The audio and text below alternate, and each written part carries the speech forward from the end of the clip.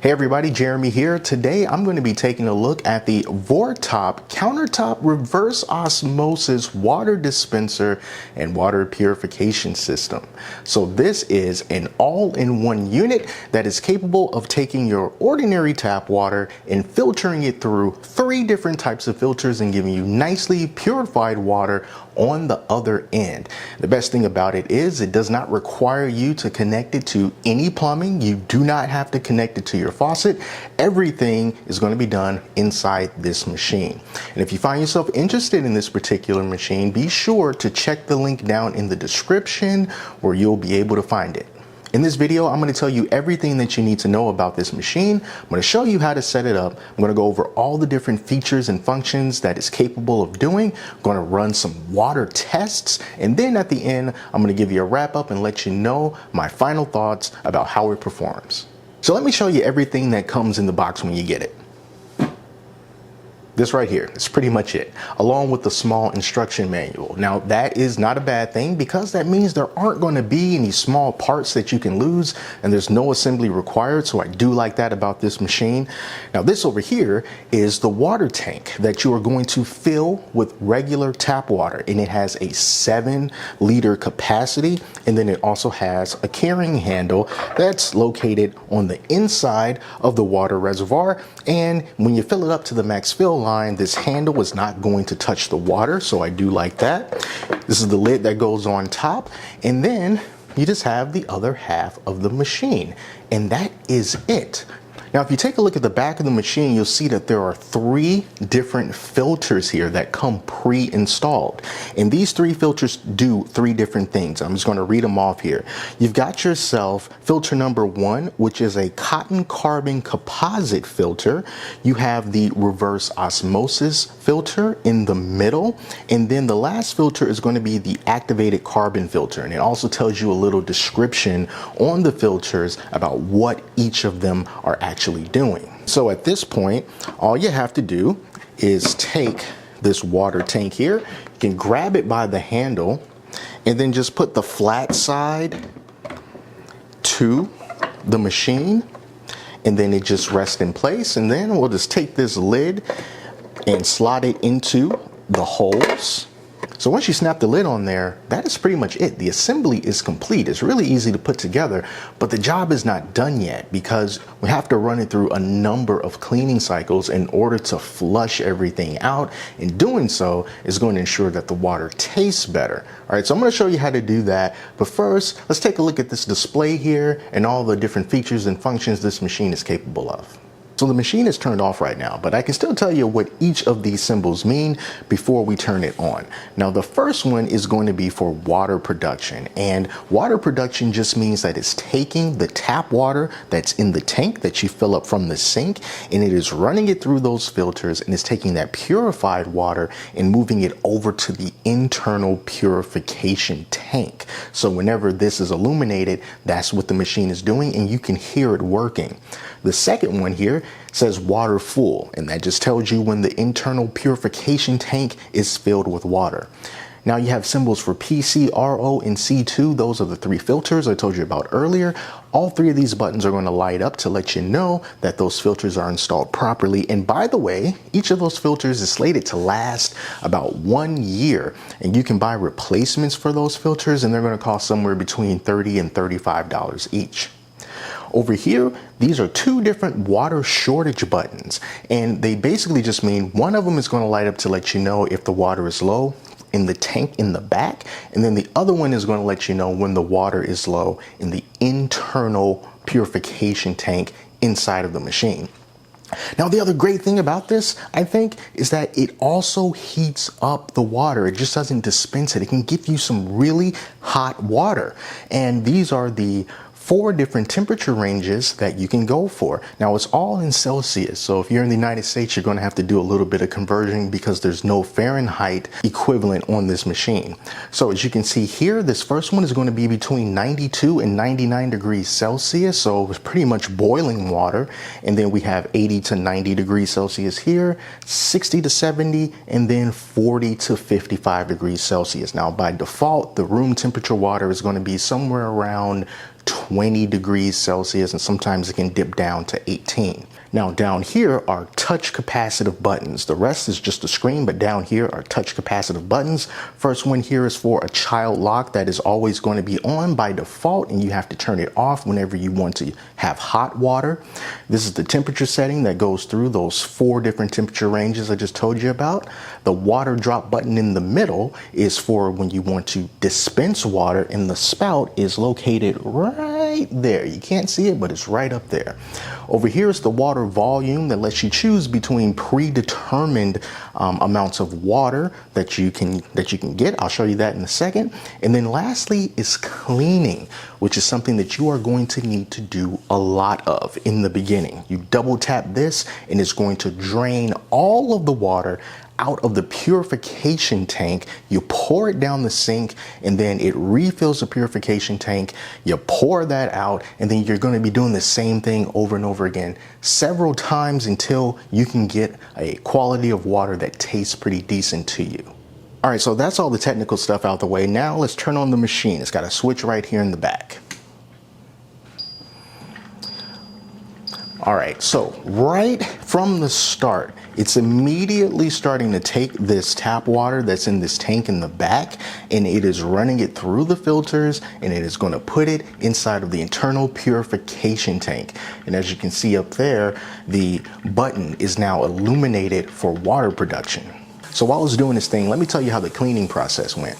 Now, it actually went a lot longer than I was expecting it to. And part of that is because I was a little bit confused about how it worked, because the instructions were a little bit clear, but not completely clear, but also because I found myself needing to keep running the cycle in order to get the water to taste acceptable to my taste buds. The instructions say that you should run at least 3 cycles with room temperature water, and then at least 2 cycles with boiling water in order to consider the machine to be flushed and clean and ready for ordinary use. But when I did that and I started tasting the water, I still found that the water didn't taste quite as good as I would want it to be. So I ended up running through the cycle several more times until I can get the water to be the type of quality that I'm comfortable with drinking. So just kind of keep that in mind. You might have to do more than the 5 recommended cleaning cycles that the manufacturer recommends. It kind of just depends on the type of water that you're trying to filter in the first place, and then it also has to deal with your individual taste bud. So the water tank is now full, and we can finally see these illuminated buttons, and we can start pressing some buttons so you can see the thing actually work. So as you can see here, the internal temperature of that water inside the tank is at 18 degrees Celsius, and by default, when you press this water dispensing button in the middle, that's the little drop of water there, is going to dispense 500 milliliters of water. But you can change that simply by tapping this water volume button here. So you can give that a tap. It goes down to 350. Give it another tap, it goes down to 250. Give it one more tap, it goes down to 150 milliliters, and that's as low as it goes. Press it again and it's going to go right back up to 500 milliliters. So what we can do here is just bring it back down to 150. I've got myself a measuring cup right here that's both imperial and metric. And if you want 150 milliliters of water, all you have to do is press that button in the middle, and it's going to dispense the water. And once it's finished dispensing that water, it's going to go right back into water production mode, because it always wants the internal tank to be full at all times. But as long as there's water in this tank, you can still hit the button again and get even more water. And then you can also change the volume of the water. And then if you want to stop it short, you just press it one more time and then it is going to stop. All right, so I poured that water out, and now I want to do some hot water. Okay, so I'm just going to change the volume of the water to 350 milliliters. I'm going to put this under here.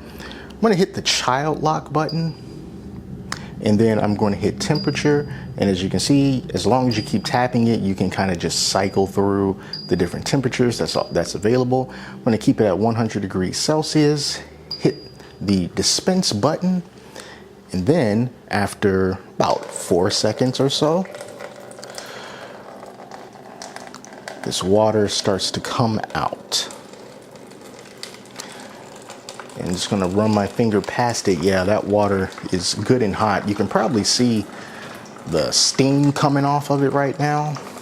And then I have this laser thermometer here, and it's telling me that the water temperature is about, I'm not sure if you can see that, about 165 degrees Fahrenheit.